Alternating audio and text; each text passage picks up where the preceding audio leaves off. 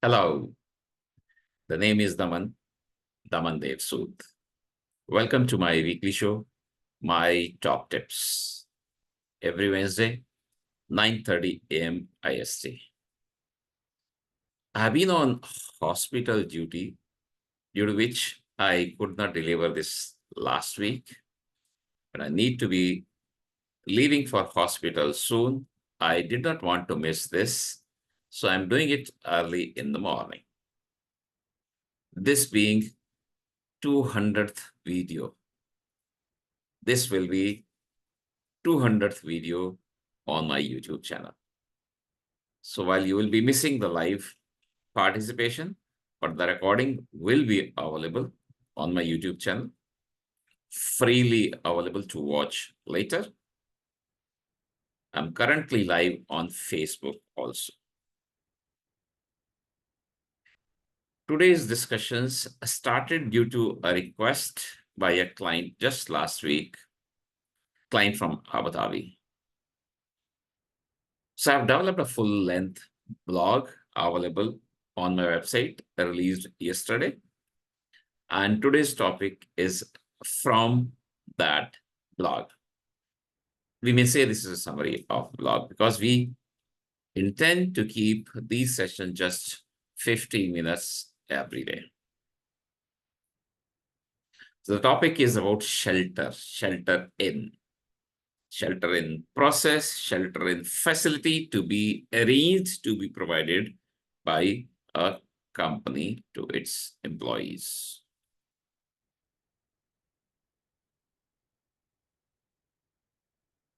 Let's attempt to understand what is shelter in.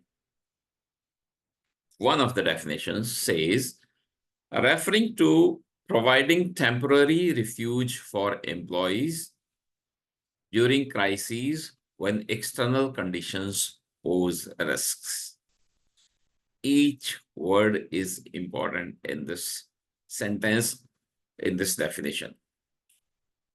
It's temporary refuge. It's for employees. It's during crises only, and only those crises when the danger will be outside the office. That's where your intention is to keep the employees in. We mostly talk of evacuation, but we need to have evacuation also in some conditions. Again, when the danger is outside, we may have to ask our employees to stay in. So there has to be a refuge area, which will be stronger than the rest of the building. So the danger outside may be a terrorist, it may be flood, fire, earthquake, anything outside when we want our employees to be in. In the larger scope, the governments will need to provide shelters to the citizens. So that's a bigger responsibility, and that's not the corporate's responsibility. So I'm reading this once again in the view of a company, a corporate, providing temporary refuge for employees during crises when external conditions pose risks. That's what shelter in concept is. So what do you need to have in all to arrange a shelter in for the employees? That you need to have building, which will need to have two distinct divisions. One is work area and the other is a rest area. This rest area includes the sleeping arrangements also, because your crisis may continue for long and you would like those people, those employees to be in the office for long term because the danger is outside, or because outside there is a danger. So you cannot ask them to go home. You need to have food and water arrangements for them. They are working continuously. They may need medical attention, so there must be medical facilities also available. A quick consideration here is, generally, all companies today will have a doctor or and a nurse on duty, but it may not be 24/7. Now you need them to be 24/7. And if they were not in when the danger started, then you will not be able to have them coming in now. So needs to be thought through. You will need raw material with respect to that food, water also, as well as this discussion is from business quantity perspective, which means your objective is to be able to do the basic minimum that you would have identified through business impact analysis. You wish to continue the minimum production, for example. So you need raw material. Again, depending upon the type of industry you are and type of product service that you provide, generate. Again, a consideration with this, the food and water, you will not be able to get now from outside. So there have to be some stocks. And same is true about the raw material for your production line also. Because there is danger outside. Worst case scenario that this is citywide interruption. Then you will not be able to get the material in now. So whatever business continuity arrangements have been made, those will be only enough for that period when you are able or you have consumed all the raw material which was available internally. After that, the continuity will stop. I understand there are some industries that need continuous production, continuous operations. For example, the steel manufacturing. But the concept is same. The number of people is finite. The amount of food and water is finite. The raw material is finite. So even the production will be finite. We must understand this. At this point, then I bring our attention to the basic principle of BCM, that BCM is not BAU. It is already known to us. So that we may have to stop, even a production, steel production may have to be stopped after certain time, should be known, should be admitted, documented. And those people who are sheltered in, they will be under pressure. There is a crisis. They are in office. Office has attempted to provide them shelter, which is a stronger place, safer place, but the families are at home. In certain conditions, perhaps the communication with family will be cut off. During storms, etc., the communication towers may be down and the communication may stop. Stress levels will increase. And some of those are also expected to work in the office for providing the continuity of the business. So stress levels would go up. So we need to have this counseling also available in that facility called shelter. I've already touched upon some of the challenges related with shelter in, but let's look at few more. As I said, BCM is not BAU, which means we don't need all in the office, but they cannot go out either.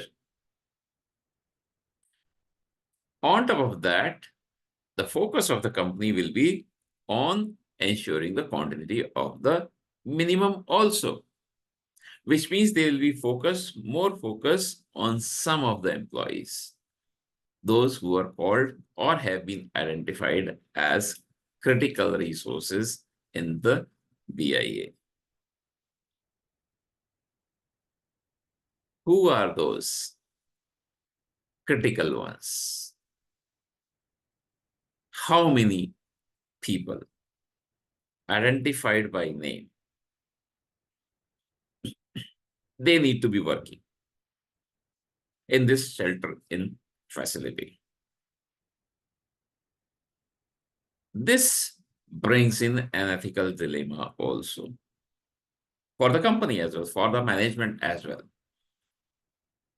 Assume there are 3,000 people, but only 300 are critical identified. So they need to be taking more care of these 300. So there may be some dilemma. There may be some debates. There may be some points asked, questions asked by the remaining employees.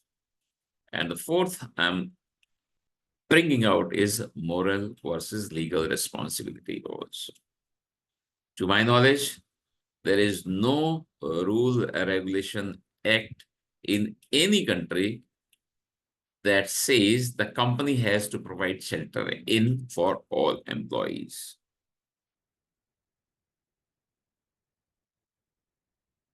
There are acts, regulations, mandates with respect to business continuity, and business continuity is not BAU, which means nevertheless pre-identified processes to pre-agreed levels in pre-agreed time frames. Morally, company would like to pay attention to all 3,000. Practically, it may not be able to. Legally, it is not required. This is a big dilemma in business continuity as a whole. But if we talk of shelter in when required, all crises will not need sheltering.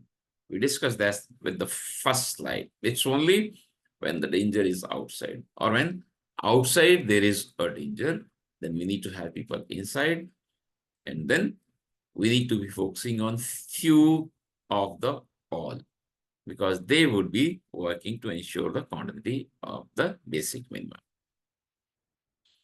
Very difficult, I will say, in the BCM journey, but I'm still attempting to show few points, share few points, which are the way out, according to me, that first of all, a company, every company should generate and maintain emergency funds, should not be touched, so that a big amount, again, it will still be finite, but at least over the years, when we were lucky, there were no disasters and crises, we would have accumulated some funds which would be available immediately and will be used. There will be no stress on the company at that point in time.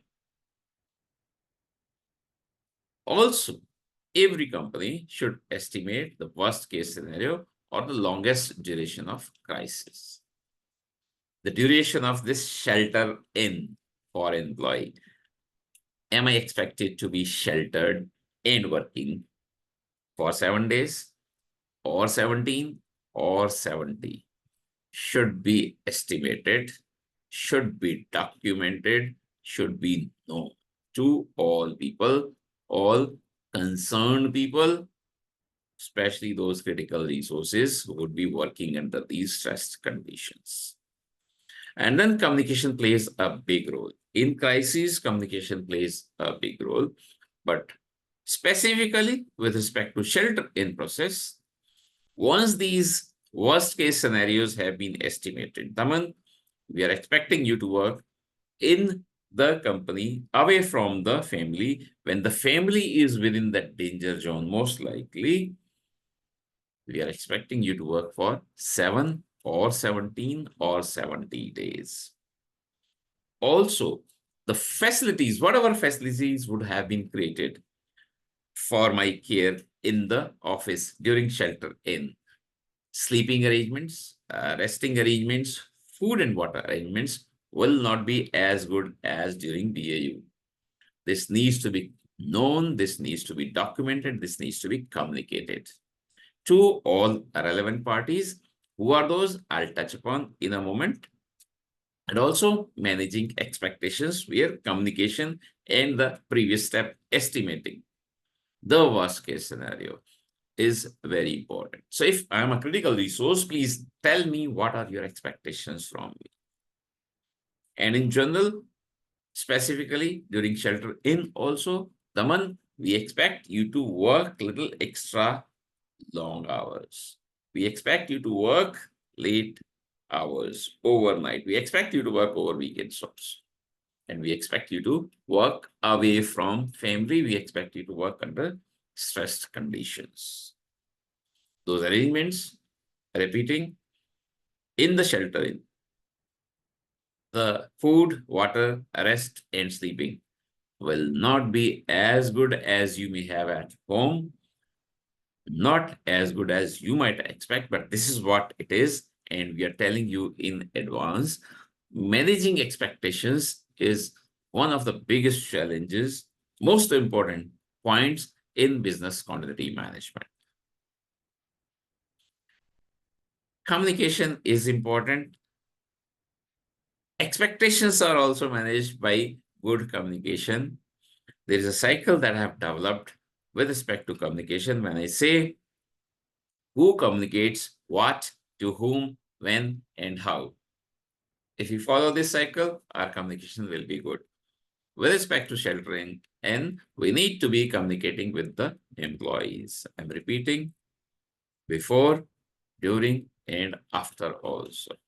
Before, you would have told me, Daman, this is what is expected from you. During, you will keep talking to me, keep looking at my health, which is physical as well as mental, both, or emotional. After also, with me, the critical resource as well as the non-critical resources need to be talked to. That you are not any less important, but we had to focus more on these 300, for example, the selected critical resources. And when we are fit, once again, normal business operations come back and start contributing to the company's overall growth, which is financial as well as other aspects. Or in financials, we would say that there is top line as well as the bottom line.